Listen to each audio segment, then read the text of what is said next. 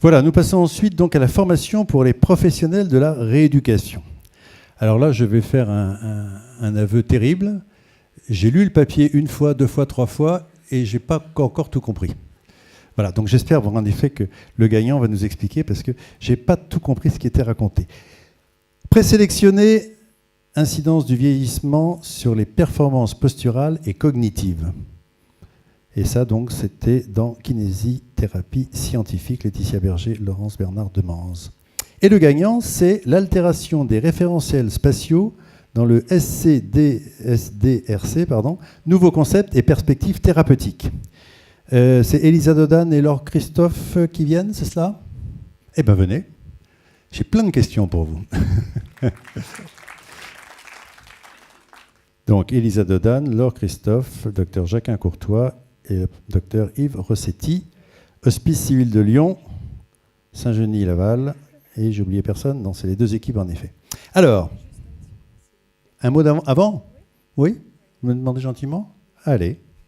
On est très honorés par la remise de ce prix et on voudrait aussi remercier le professeur Rossetti qui nous a accompagnés dans la rédaction de cet article.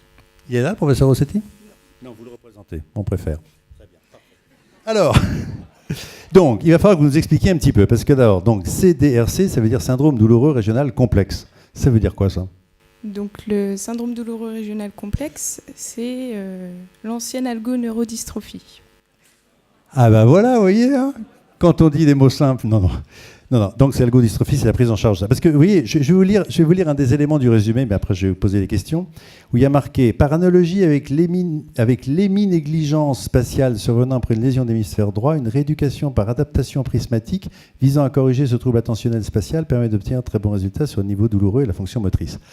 Et bien là, j'avais un petit peu de mal. Ça veut dire quoi? Ça veut dire que vous faites quoi en fait en français? Donc, juste pour c'est parce que je suis très inculte en rééducation.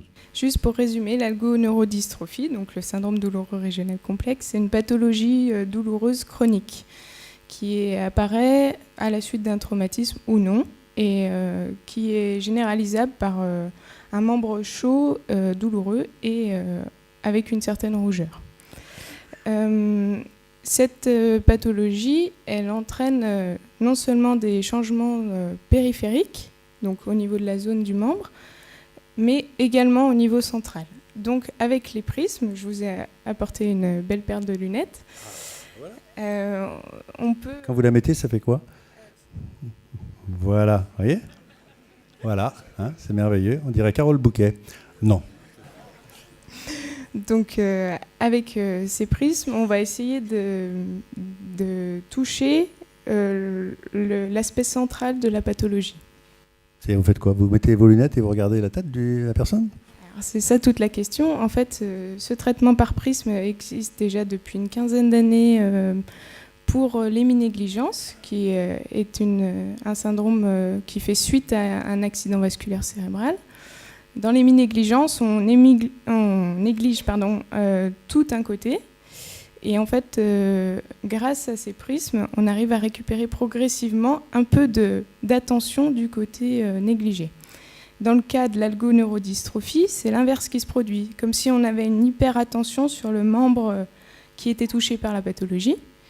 Et avec ces prismes, en effectuant des actions automatiques, c'est-à-dire des actions de pointage, on réussit à rediriger notre attention du côté non pathologique.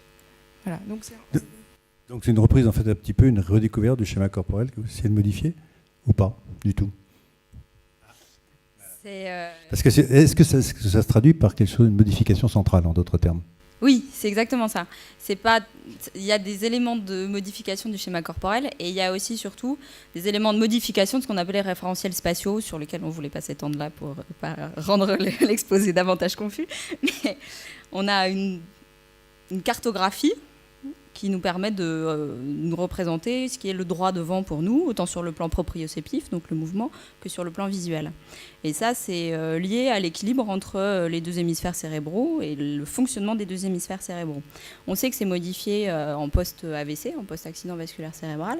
Et là, on se rend compte dans cette pathologie chronique, un peu contre toute attente, parce que ça a l'air extrêmement périphérique, en tout cas le point de départ est périphérique, mais que ce niveau douloureux implique des modifications de ces référentiels spatiaux avec une déviation de l'attention en direction du côté douloureux.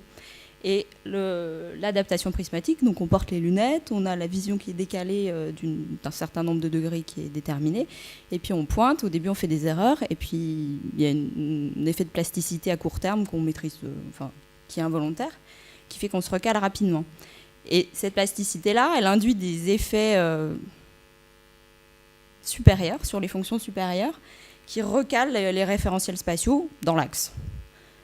Voilà. Bon, c'est tout simple. Hein. Bravo. J'ai compris. Ça y est. Attendez la photo. Vous pouvez faire une photo avec les lunettes et une photo sans les lunettes, si vous voulez. Hein, voilà.